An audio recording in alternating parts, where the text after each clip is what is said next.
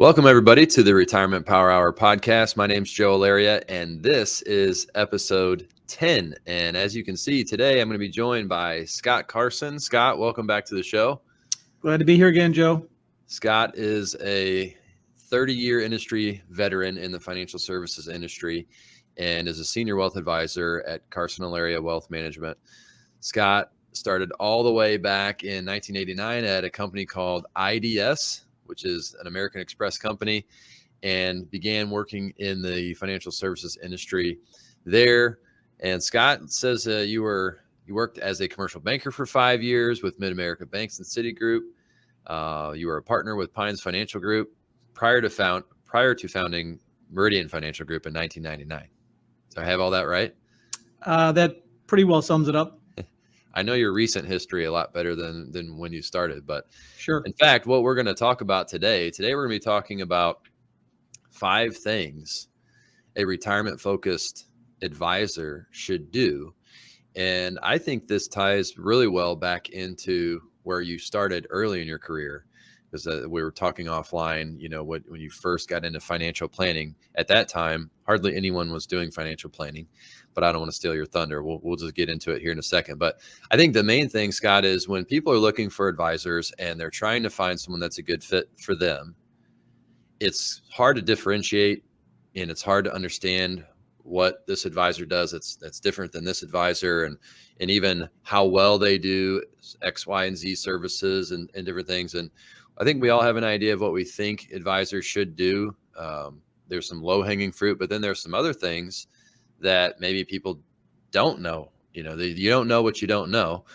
A phrase I'm going to steal from you, but people don't know all the time what an advisor really should be looking at on your situation. So I think we're going to get into that a little bit today and maybe bring to light some things that people didn't think that really fell under an advisor's umbrella. But with no further ado, let me get into the first thing. So again, we're going to talk about 5 things a retirement-focused advisor should do. And Scott, let's just jump in. Thing number 1. These are your 5, Scott. I'm moderating here. I'm going to let you talk on these. The first one you have here is ask thought-provoking questions and be an excellent listener. Yeah, Joe, having started out at a financial planning based organization back in an era when the industry was far more transactional based, which means the people who were calling themselves at that time stockbrokers, financial advisors, etc., they were predominantly living and working off of a commission, and it was a sale to a client or a prospect and then move on to the next. And right. I had the good fortune of starting with a firm that said, we're going to do planning first and we'll worry about transactions second. So I think that has served the industry quite well over the years and has allowed financial advisors who are planning focused, planning driven, to develop deeper, more thoughtful relationships with the people that they do business with.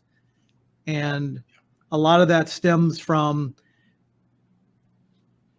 again, asking good, thought-provoking questions when you're meeting with a prospect and being an excellent listener. We're not there to sell. We're there to advise and consult. And I think there's 2 types of questions you can really ask. There's qualitative and quantitative. And when you get trained on how to be an advisor, the focus is really on quantitative. It's the numbers. What accounts do you have? What are the balances? What's your income? Things like that, the number side of it, because, hey, I as a young CFP, I'm talking about people that are trained, but we need to have the numbers to put in that financial planning software. And fortunately and unfortunately, we have younger and younger advisors, and those advisors are becoming certified in what they do, but they're really, I think, getting certified in one area, and that's the quantitative side, because it takes years of experience to get the qualitative side, those questions that really invoke feelings and emotions and really get to the meat of what the goal and what the objective is. And I've witnessed it myself. Younger advisors, they want to rush to show you that financial plan, but they don't have a good understanding of what makes you tick and what are you trying to accomplish and what are your fears? What are the things that keep you up at night, your concerns? Agreed, Joe. And I think what advisors will find if they do a good job of asking those thought-provoking questions is there's typically 3 areas of primary importance in an individual's life. I think it's family, finances, and faith. Maybe not necessarily in that order, but I think those 3 items probably rank near the top of about everybody's priorities. Sure. So if finances, let's say, are number 2, then it's a great idea for advisors to understand everything they can about the client's family, because it's their family that they have now, or it was their parents, or maybe even their grandparents who shaped their ideas about how they think about their finances. Right. And how they're focused on utilizing finances at the family level, whether in a current situation, a future situation, or a post-death situation. Yeah. The faith we don't typically get into, but it does come up from time to time if it's a very important aspect. Yeah. Clients may want to do something financially to help support maybe a religious organization. And we need to understand, again, by asking the right questions, how important is that to them? And where do they want to rank that or put that in the scheme of their overall financial plan? Yeah. And those are all really good conversations to get into. And I love when I'm in that moment, having that conversation, I feel inside like I am doing my job. I'm doing a really good job. But we know that those conversations don't happen with every advisor, and every client meeting. I think maybe one of the biggest reasons is time constraints, with a lot of firms out there. It's just a different model. And we understand advisors provide investment advice.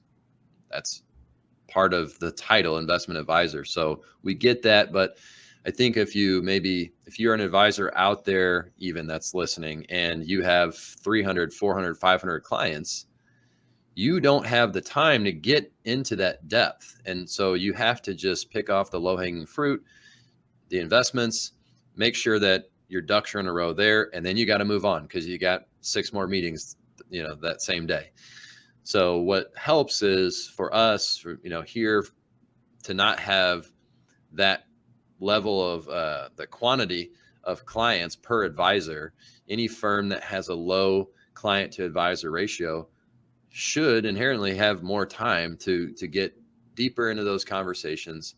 And again, to really drive the bus or help the client, the listener, understand things that are most important to you. And I'm going to steal your thunder, Scott, because you made this comment, but offline. But if you get the response, wow, I've never had anyone ask me this question before, or no one's asked me these questions before, we know, again, we're doing a good job. And I know you've had that. I've witnessed it in certain interactions. And I know when I've heard that, it's a signal to me that I'm doing a good job, at least asking questions. Let's go to the next one, Scott. So we've got 5 things here that a retirement-focused advisor should do. Why do we say retirement-focused? Well, because not all advisors specialize in the area of retirement. So maybe these aren't 5 things that every advisor should do. If you're an advisor working with younger people, you have other things you should focus on. But if you are an advisor who works primarily with people that are trying to transition into retirement, if you're listening to this show, it's the Retirement Power Hour. That's what we're talking about, is getting into retirement. You're either close or you're retired. So that's why we're talking about 5 things a retirement-focused advisor should do. And the second one, Scott, you have here, develop a financial plan that is consistent with the client's goals and dreams. So again, back to being planning driven and focused. I like to look at it this way. All of us go through essentially 3 phases of life. We go through what I would call a learning phase, right? As we start out as kindergartners, going to school all the way through whatever level of education one chooses to pursue, whether that's high school, college, graduate studies, etc. And then most people enter the workforce. So I say that becomes their accumulating years, right? And then there'll come a time, hopefully for everyone, where they'll transition to retirement, and that becomes their distribution years. Right. So learning, accumulating, and distributing. Yeah. And we have to have a solid plan in place, no different than an architect developing house plans for somebody to build a new home, right? You got to have a blueprint. You got to have something to work off of. And if you stick to the plan, right, they typically will be successul. Yeah, and I think on what you said there, I think the learning phase is pretty much mapped out for us. Right. We just follow, K through 12, go to college. It's all mapped out. You know what it's going to look like for the most part. Even the working phase, I would say the vast majority of people, it's sort of mapped out. You work at a job, you make what you make. Maybe you have, it's very important if you're younger and you have a 401k that you're saving enough and that you think about these things, but you're not so much mapping it out. You're kind of hitting these short-term goals when you're a younger person, because it's very hard to map out. If you're 30 years old and you're trying to map out the rest of your life, in financial terms, that's very hard to map that out with that much time. But what you are trying to do is say, well, I got 5% going in my 401k. Can I do 6%? Or I don't have an emergency fund. I got maybe $2,000 in there. I need to get 10 grand. So can I hit that goal? And you're kind of just doing a series of goals. But when you hit that retirement phase, it's not mapped out at all, because everyone's situation is different. We have to answer questions like, where's the money going to come from? How much can we take out safely? So yeah, it's a very new phase in life. Would you agree? It's definitely new. And I go back to my earlier comment about we as individuals shape our ideas based upon things we witnessed in our own family. So give you a great example. In an era of my parents' generation, let's say, many of those people retired with defined benefit pension plans. So a lot of kids looked at their parents and said, geez, the roadmap kind of appears to be you work until you're 62, 65-ish, you tell your employer you're going to leave, and then you start collecting a check every month for the rest of your life. Right. Well, pretty easy. If that's the case, then that's kind of mapped out for you. You don't have exactly. You don't have to think about where the money's going to come from or running out. So again, my parents' generation, that was the norm. Yeah. They didn't have to think about all the other caveats that come along with the transition to a distribution model. Right. Fast forward 40 years, and a defined benefit pension is literally a thing of the past. They still exist, but I'm going to go out on a limb and say maybe 15% of the population today working, maybe 20%. I don't really know. Government employees, state employees, teachers. Yeah. But we advisors will not run across as many individuals today with that benefit inherent within a client's overall financial portfolio. If I do, it's someone that had one, the company had one, they switched over to a 401k. So there's a frozen pension that they have from years ago that hasn't grown. I mean, I've seen that a lot too. Sure. Like you said, very rare to see an active pension in today's world. So, which kind of, I think, leads to your point of develop a financial plan, or develop a retirement plan. What does that mean? We talk about it a lot on this show, and people may have heard it, but what does a What does it mean to develop a retirement plan? Physically, what does that look like? Sure. Well, again, it goes back to that questioning session with the prospects or clients to understand exactly what it is they want to get out of retirement. And to be frank, many people don't know. Right. Again, they haven't had the opportunity to think that all the way through. So an advisor can assist someone in developing that plan, again, by asking a variety of questions of, Yeah. do you see yourself staying in the area? If not, where would you go? Why would you go there?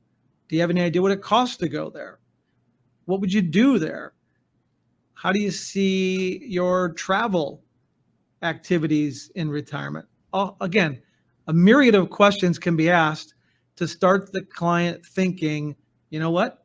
Haven't really thought about that. Or, yeah, we have thought about that and we need to do some more work on it. So all of those things that will come about in a retiree's life right after work need to be answered. And they should be documented in that financial plan to show the person the reality of their goals or dreams.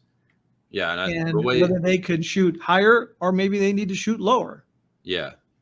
And the way I think it materializes is, we show sort of that roadmap, but a roadmap and a retirement plan sort of looks like, let's map out year by year, income, expected expenses, like you said, maybe one-time expenses that come up, changes in distribution, portfolio withdrawals, and you just kind of look at it from when you're doing a financial plan, you're looking at the financial aspects of everything in your life that might happen, and including, how long you live and expenses as you get older, inflation, all that stuff.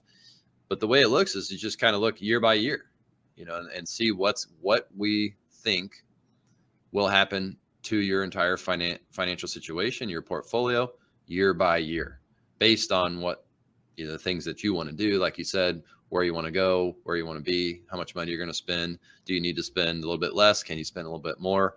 And then you just start to massage that. But that's a retirement plan, is you have to map it out the best you can. It's like building a house, like you said. It's that architect, putting plans together, a blueprint for your house. The house isn't built yet, but it's as close as we can get to understanding what that house is going to look like, the measurements of each component, what goes where, which way the doors are going to open. I mean, you're really trying to get down into the details. And that's what a good retirement plan looks like too. And Scott, last point I'll make on this, but I do hear a little bit more now that, oh yeah, well, my advisor kind of threw up on a screen, he asked for Social Security and did sort of a projection, and that's great. But I know enough to know that there are a lot of retirement calculators out there that are very simple. And it's kind of like garbage in, garbage out. If you don't get down to the nitty gritty details of what, changes are going to occur in the future, you're not going to get good output. So bad input, bad output. It's like on the last show, I talked about a life expectancy calculator, and I was looking for the best one. There were lots of them I found. Some of them asked me 2 or 3 questions. They're going to tell me what my life expectancy is. Probably not going to rely on that too much. The better ones asked over 50 questions, got a much better idea of my personal situation, then generated a result. Scott, the third one here. So we talk about retirement, kind of projecting out retirement. Your third one here is manage the relationship from a comprehensive and holistic perspective. So what does that mean? Well, back to your commentary about all the inputs that go into creating a good financial plan, there are things outside of what the typical person would think of that are important to incorporate into that plan. And when I say comprehensive, it's looking at the big picture, which might include assisting someone with applying for Medicare, helping them with a Medicare supplement, Again, they get bombarded by these things when they get to the age of 65. Oh yeah. And most people who've had no experience don't know where to go, don't know what to choose. Right. So being able to provide advice on those two things are critical. Absolutely. When it comes to helping that person with a comprehensive and holistic plan. And then we all know that as we age, certain things happen to our bodies, and we may need to see medical specialists helping people understand their insurance benefits, to know how to use those properly and most effectively, because it can become a very big expense in the overall scheme of things. That could be medical, health, or even long-term care, just to throw that in. Exactly. The concern for retirees. So, it as best you can, you want to be able to be advised on all these areas, because I think all these areas are new. But at the same time, so that's the challenge, is you have to find someone who can advise in a few different areas. But there are other areas that, they may not, like taxes and estate planning, where an advisor might not do your taxes, and we'll get to that in a second. But but there are still some things that you can do as an advisor, that we can do to help reduce taxes, to get more efficient, right? To help the estate be set up better, even with beneficiary designation. So I don't have to be an attorney to help with beneficiary designations, or, on the tax front, there are things you can do. And I don't know if that's where you were going or not, but in addition to Social Security and Medicare and insurance, those are some other really big areas that need to be evaluated. A good, well-rounded advisor should be competent in all of those areas. Now, again, that doesn't mean do a tax return or draft a will, right? We don't do that. That's outside the scope of our fiduciary and professional duties. But we need to have great resources. An advisor should have a good resource pipeline, to introduce clients to help with those things, because they all matter very importantly. So that's what I mean by the holistic approach. And before you even get into, don't just stick to managing assets. You just got to continually ask questions every time you're in front of a client, to understand if situations have changed.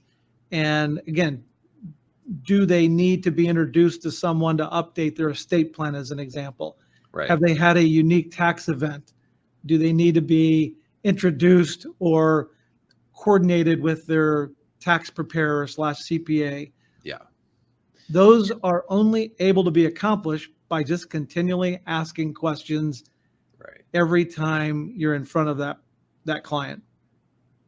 And like I said, there are a lot of things that can be done without being an accountant, without being an attorney, just as an advisor. I think about taxes. I think about looking at things like, does a Roth conversion make sense? And we haven't done a show only on Roth conversions. I'm sure we will at some point, but that's a strategy from a tax standpoint that can help save taxes over a long period of time. Tax loss harvesting is something that you can do in the year to save you taxes this year. Like, for example, in 2022, the market's been down. We've been able to do some tax loss harvesting here at our firm to lock in some losses without exiting the market, and that will help offsetting future gains, offsetting a little bit of this year's ordinary income. So there's things that can be done. What accounts should you be contributing to? That's also a tax conversation. So advisors, again, should be having those conversations with you. This is a good segue into the fourth point, Scott, that we're talking about, things that a retirement focused advisor should do, which is coordinate advice amongst all clients, professional advisors. Before we get into that, as if you're listening right now and you've kind of already heard a few things that maybe you haven't been advised on and want to get some advice on, you can go to our website, retirementpowerhourpodcast.com.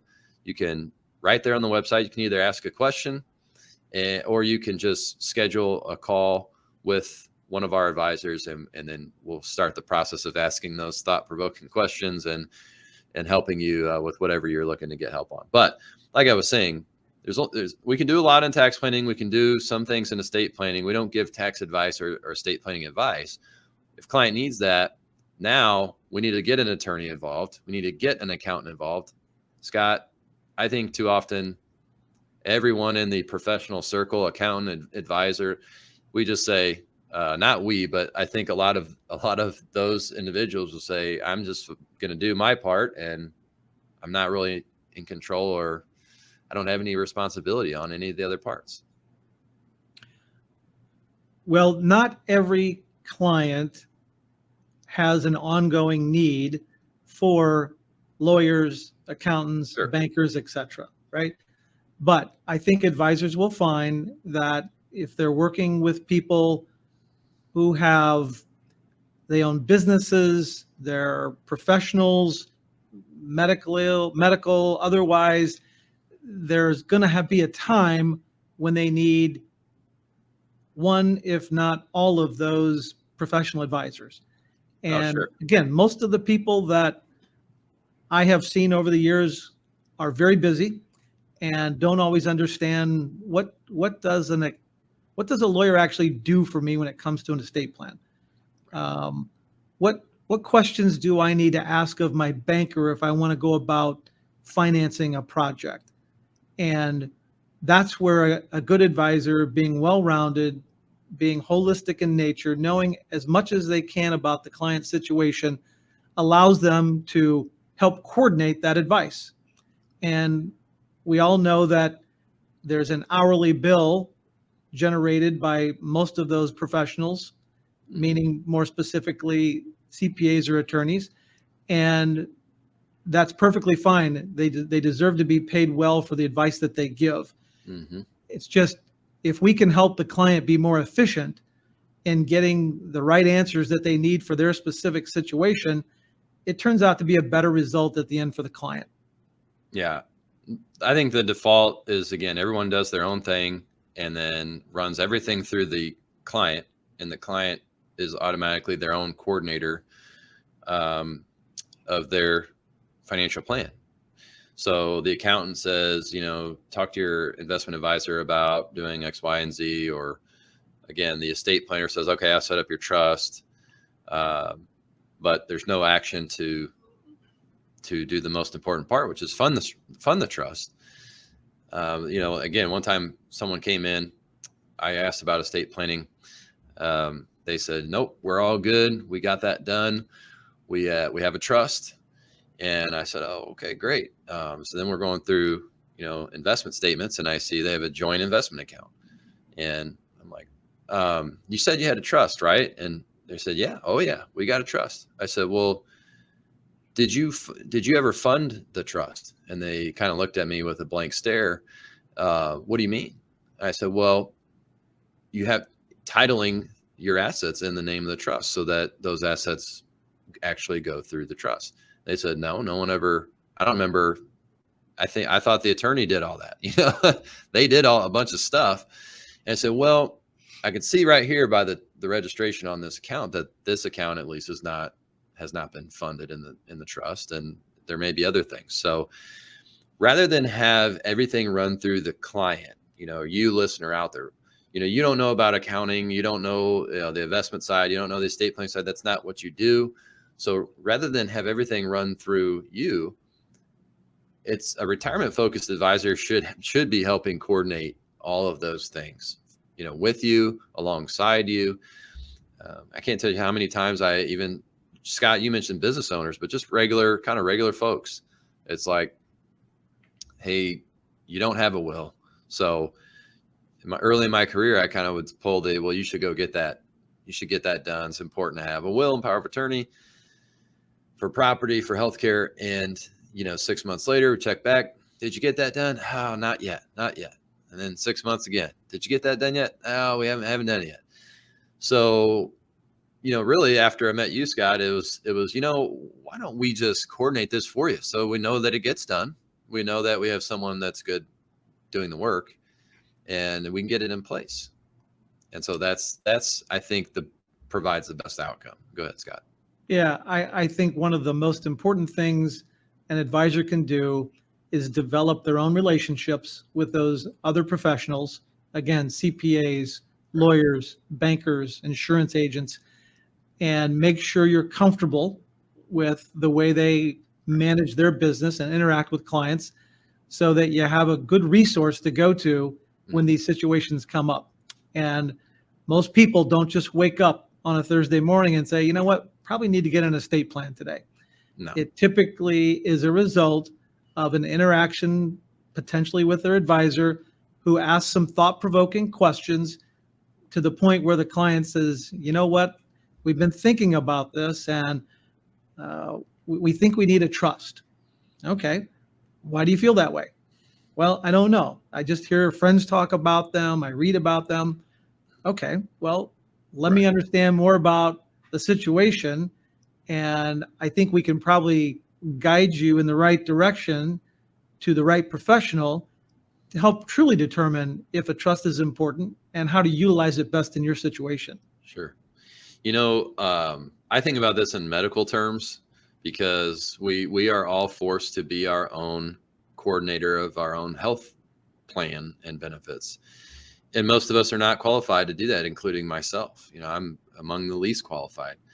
But that's sort of exactly what we have to do. We have to go see the general practitioner who might refer us to a specialist. And then we go see that specialist. And, you know, how much are they actually talking? I mean, you've got the medical records, but it sure doesn't feel very coordinated when, you know, the two people don't even, you know, they don't know each other. They've never had a direct conversation. And then you're having to make big decisions like, well, do I get this surgery or where do I go? I mean, it's really all on your shoulders. And it's something that, you know, with medical stuff, with dental stuff, it's just hard to do. And it doesn't leave you feeling like you've got a great experience. And I've often wished, like, I wish I could have a medical quarterback, you know, like a financial quarterback, you know, but a medical quarterback, just to tell me all the things I need to be doing, where to go, who to talk to. And people they're telling me to go see are actually people they know, they've talked to about my situation. Boy, wouldn't that be awesome to have from a medical standpoint? But you can get it from a financial standpoint. I guess that's the good news. It's a silver lining. Well, Scott, real quick, you can actually, it's becoming more prevalent in the medical community now. So having a concierge doctor is the equivalency of having a holistic financial advisor. That's right. It's just they're focusing on the health piece, and the advisor is focusing on the finance piece. Yeah. And if you're in retirement and you've built up all of your savings over your entire life, you probably have as much money or more money than you've ever had before, and you don't want to make a mistake. You know, the stakes are higher at that point in time. So the importance of coordinating and having a cohesive plan that works together just gets more and more and more important as you get older. Scott, the last one here, something that doesn't deal a lot with the financial component, but still something that, you know, you mentioned is important for a retirement focused advisor to do, is to help clients transition to retirement emotionally and psychologically. So why should a retirement focused financial advisor be talking about the emotional and the psychological part of retirement?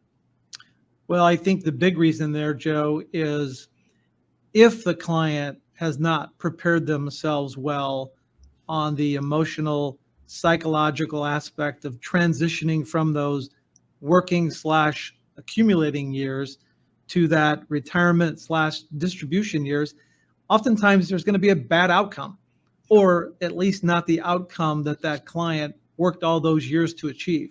Yep. So coaching and helping clients understand what retirement really looks like is critical to helping that client, again, shape and formulate their ideas, their plans, their objectives, whether it be travel, whether it be post-retirement, some type of employment. A lot of people do that to keep busy. So again, you got to ask a lot of questions to see if clients have prepared themselves mentally for this next phase of their life, because it could last another 30 years. Yep. That's a long time to go down a path without a plan and Right. just wander. Yep. Absolutely.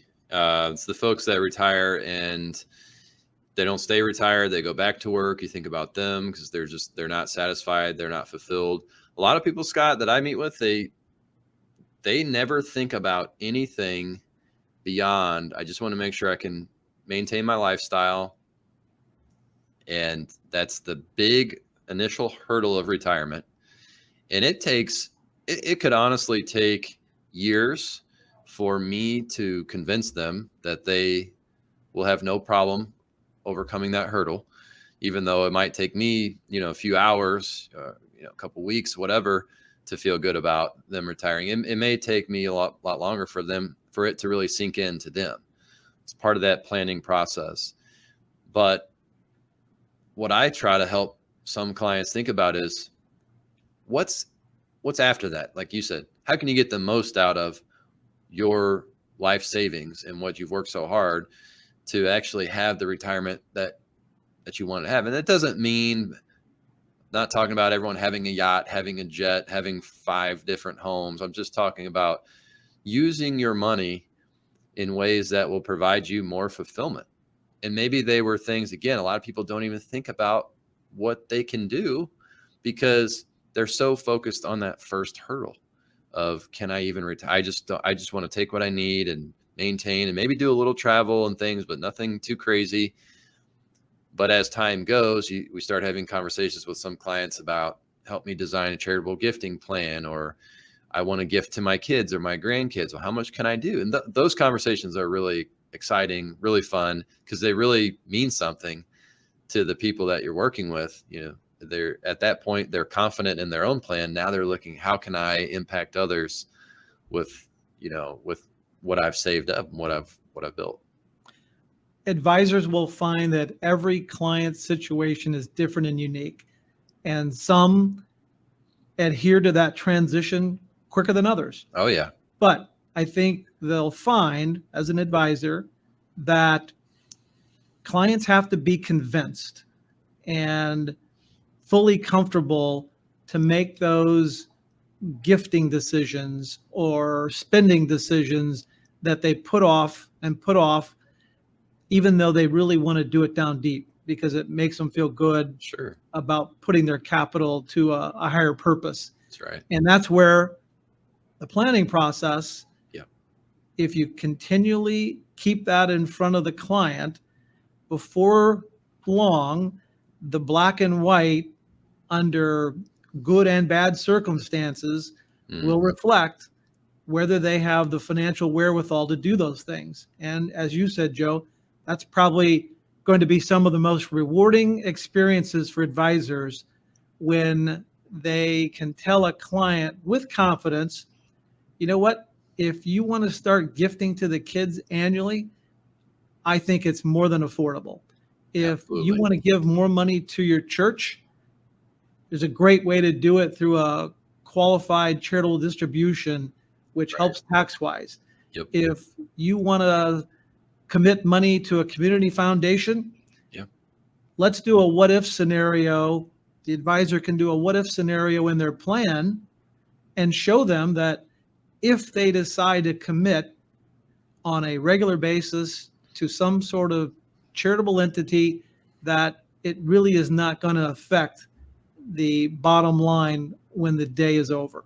So absolutely, again, can't emphasize enough the thought-provoking questions, listening to how the clients answer and feel about those things, because we all know that if you just ask yes or no questions, there's really not much thought or emotion that goes into that, right? Right. But if you ask an open-end, thought-provoking question, an advisor will learn way more about how clients feel about family, finances, and potentially faith. I'm not here advocating any one of those things. I'm just saying every client's different and unique, and they'll tell you what's important to them. And based upon that, you can guide them in the right direction. I've found that some people have, like you said, no problem transitioning over to retirement. They've been thinking about it for a long time. They have a lot of hobbies. They know exactly what they want to do. but other people really struggle with it. And I think advisors who are, again, retirement focused would be doing their clients a disservice to not be trained and equipped to have those discussions with them, because who else are they going to talk to about that? So there's only so many things that one person can specialize in. We talked about 5 today, but one of the 5 is to make sure that you have a network of other professionals readily available. And so, we're not trying to be, and you shouldn't, as a retirement focused advisor, try to be a jack of all trades. Do what you do very well. A lot of that goes back to, well, we only work with people that are in this phase. So I don't personally work with people that are getting started saving and investing. That's not my specialty. I only work with people in this phase, getting close to retirement, in addition to business owners and medical professionals. So there's a small group of people. So find an advisor who works with a lot of other people in your situation. They're going to be better suited to help you on the issues and the concerns that you have.